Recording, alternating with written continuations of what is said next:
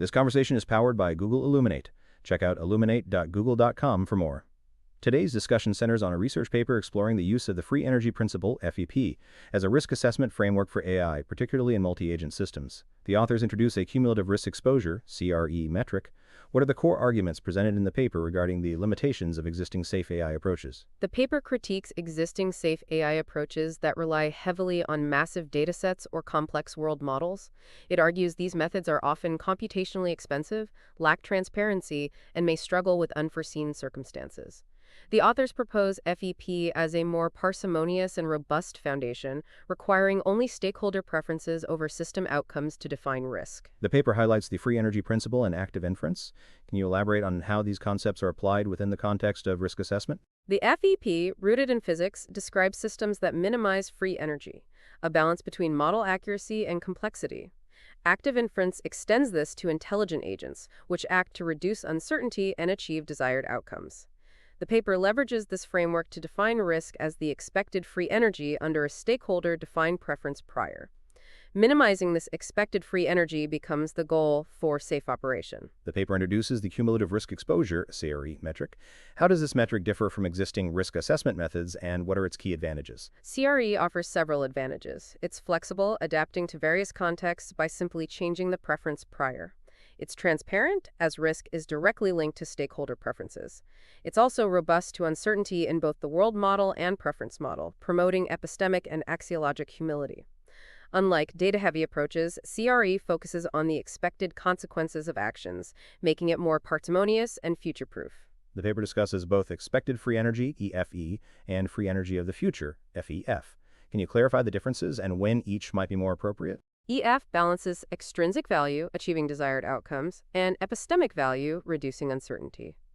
FEF prioritizes minimizing unexpected behavior by focusing on low-entropy futures.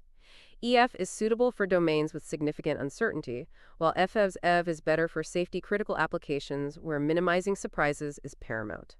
The choice depends on the specific context and risk tolerance. The paper presents a gatekeeping mechanism in a multi-agent autonomous vehicle, AV, simulation. How does the CRE metric function within this gatekeeping system? In the AV simulation, gatekeepers monitor the policies of ego vehicles, vehicles of interest. They use CRE to evaluate the risk associated with each policy, considering the preferences of stakeholders, e.g., minimizing collisions, maintaining speed. If the CRE exceeds a predefined threshold, the gatekeeper intervenes, switching the vehicle to a safer policy. The AV simulation uses a Boltzmann distribution to represent the preference prior.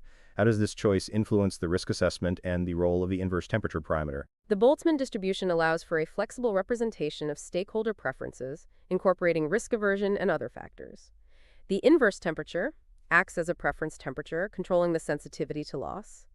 High indicates strong preference biases, while low leads to a more entropy-dominated system, less sensitive to deviations from ideal outcomes. This parameter allows for tuning the risk tolerance of the system. The paper mentions aggregating the free energy of neighboring gatekeepers. How does this collective aspect enhance the safety of the system?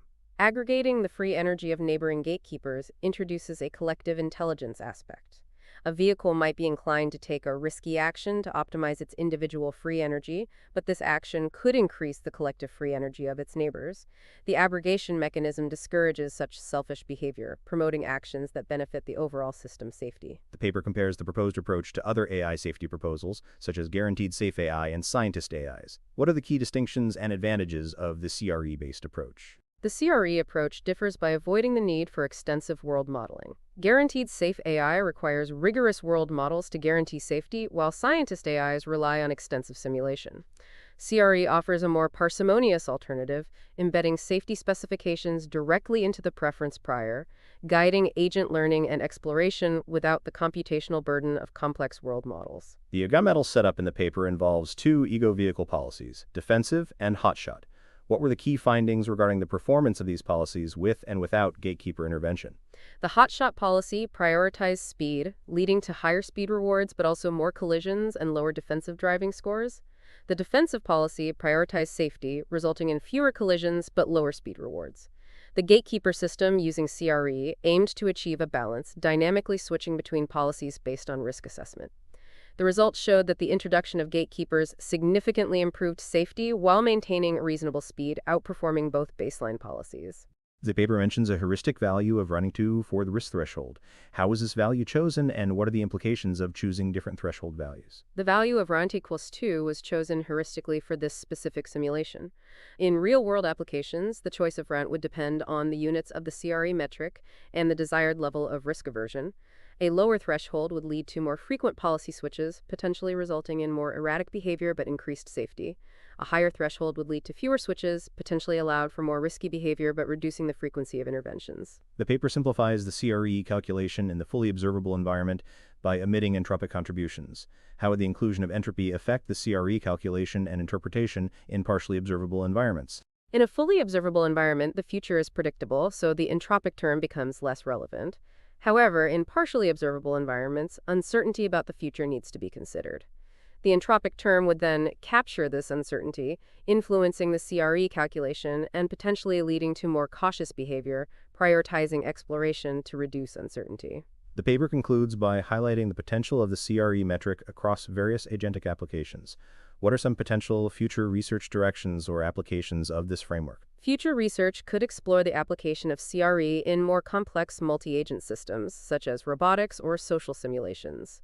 Investigating different preference prior representations and developing more sophisticated gatekeeping policies are also promising avenues. Furthermore, exploring the integration of CRE with other AI safety techniques could lead to more robust and reliable AI systems.